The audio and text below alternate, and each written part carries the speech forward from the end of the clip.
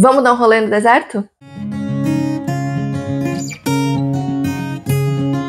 Oi, pessoal, eu sou a Dani, esse é Vontade de Ler, e hoje a gente vai falar um pouquinho sobre Duna.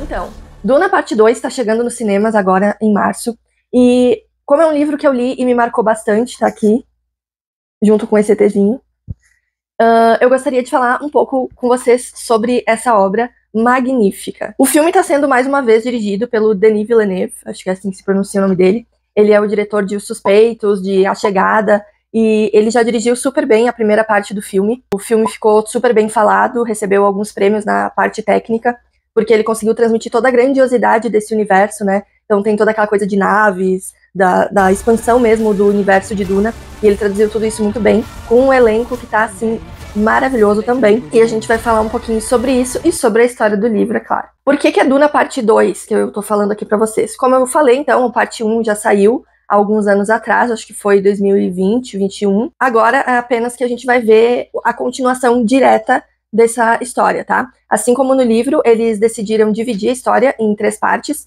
O diretor, inclusive, já falou que a terceira parte não vai ser dirigida por ele. Não, por favor. Não, nem tente me disponibilizar. Isso é uma coisa que pode deixar, assim, a gente com um pouco de pé atrás. Eu não sei quem é que vai assumir a história, mas eu espero que eles não estraguem, porque existe também uma adaptação dos anos 80 que é, assim, gente, detestável. Sério, fujam, não vale a pena assistir. É um filme longuíssimo, e não é só por causa que os efeitos não estão legais, os atores também não estão legais, enfim, a história não tá nada legal, então, assim, fujam. E se divirtam assistindo essa adaptação nova de agora, tá? Bom, sobre o livro, gente, o que eu posso falar pra vocês? É um livro é um calhamaço, né? 680 páginas, mas como eu falei, ele é dividido em 3 partes. E, assim, já adianto pra quem curtir bastante o universo todo, que existe uma série aí bem longeva. O Frank Herbert, que é o escritor, ele já é falecido. E mesmo depois da morte dele, alguns outros autores continuaram escrevendo a história, assinando, então, a história do mesmo universo. Mas o que interessa para nós aqui, que a gente vai falar hoje, é sobre o livro 1, tá? Ele também é dividido em 3 partes, e eu acho que por isso que decidiram dividir o filme também. Ele foi escrito na década de 60, então, para todos aqueles que disserem, mas isso me lembra um pouco Star Wars, saiba que Duna veio antes, tá? Realmente, por toda a questão intergaláctica, a politicagem lembra um pouco, mas Duna é anterior, Star Wars bebeu bastante dessa fonte. O autor, ele também era bastante preocupado com todo esse lance de ecologia, de sustentabilidade. Lá na década de 60 ele já se preocupava com todas essas questões. Então, vocês vão ver que tem bastante disso aqui na história também. Mas sobre o que é Duna, afinal? Nós temos um universo onde diferentes casas governam diferentes planetas, tá? Todas elas respondem a um grande imperador Padishah, mas cada planeta é regido por uma casa diferente, tá? Uma família diferente.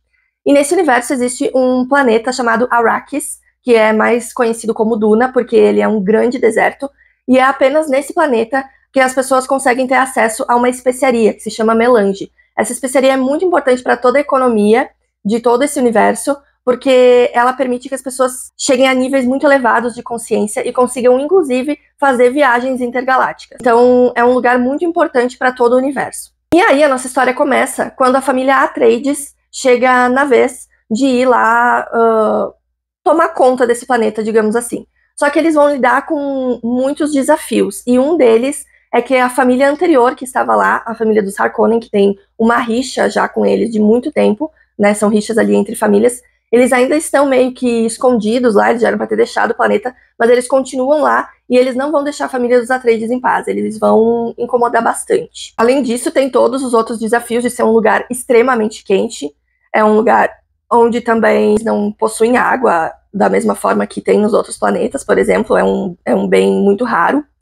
E também tem os Fremen, que são os nativos daquele lugar, e até um certo ponto da história a gente não sabe se eles também não vão ser inimigos, né, desse novo povo que tá chegando ali, essa nova família. E no meio de tudo isso, a gente ainda tem uma profecia. É uma profecia antiga que fala de um jovem muito sábio, muito justo, que vai chegar abalando as estruturas de todo esse lugar e vai modificar a forma como todos ali vivem. Então, o que vai acontecer aqui é que a gente vai ter uma história extremamente rica em detalhes, um universo completamente novo que esse autor criou, com personagens e uma linguagem também bastante densa em alguns momentos, mas que vale muito a pena a gente encarar.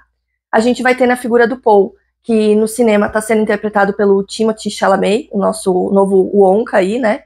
Ele vai passar por toda aquela jornada do herói e vai se tornar uma espécie de messias relutante. Ele está vivendo entre duas culturas e até ele se encontrar nesse universo vai levar um certo tempo. Outro ponto que eu acho interessante mencionar é que lá num livro de ficção científica, né, dos anos 60, a gente sabe que até hoje muitas dessas histórias não trazem personagens femininas, ou se trazem apenas um suporte, né, uma escada, uma alavanca para o personagem principal, e ali nós temos algumas personagens femininas bastante fortes ao lado do Paul. Tudo bem que pode dizer, mas elas são suporte, mas elas estão ali e elas estão ali com um ponto de vista narrativo em certos momentos. É dado um espaço para que elas também se expressem. E isso, com certeza, foi uma novidade, ainda mais escrita por um homem, né? Então nós vamos ter a Vanessa, que é a mãe do Paul, a Shani, que vai ser o interesse amoroso, e todas as Bene Gesserit, ou Gesserit, que são a parte mais do misticismo, assim, desse universo. E como eu também já tinha pincelado, né, o Frank Herbert, ele teve toda uma preocupação ali com a parte da ciência, também da sustentabilidade, né? Ele consegue muito bem descrever toda essa parte da natureza, né? Bem abrangente, são bem abrangentes as descrições dele, e ele já naquela época fazia críticas, então, a toda a questão dos limites que o ser humano impõe para o ambiente onde ele vive, né? A exploração de recursos, tudo isso está bastante presente na história. E para quem talvez tenha ficado receoso aí de encarar essas quase 700 páginas, eu só posso dizer para vocês que vale sim muito a pena e que não é uma leitura cansativa, tá? Bem por outro lado. Se bem que eu tenho uma ressalva. Para quem vai ler, por exemplo, esperando grandes cenas de luta, né, de confrontos, o próprio autor na época falou que esse não era o ponto principal que ele queria explorar. Então, apesar da gente ter algumas batalhas e tal, não vai ser nada assim que vai levar 3, 4 páginas de descrição dessa parte mais de ação, tá? A gente vai logo pular para as consequências disso e para os pensamentos e reflexões que isso vai gerar. Então, ele é um livro, de certa forma, assim, reflexivo, né? Gente, apenas leiam, é muito bom. Os ganchos que ele deixa de um capítulo para o outro faz você ir lendo rapidamente. E, enfim, Duna é isso, Duna é incrível, é um dos meus livros favoritos e eu espero que se torne de vocês também. E bora assistir a parte 2, né? Um beijo e até a próxima.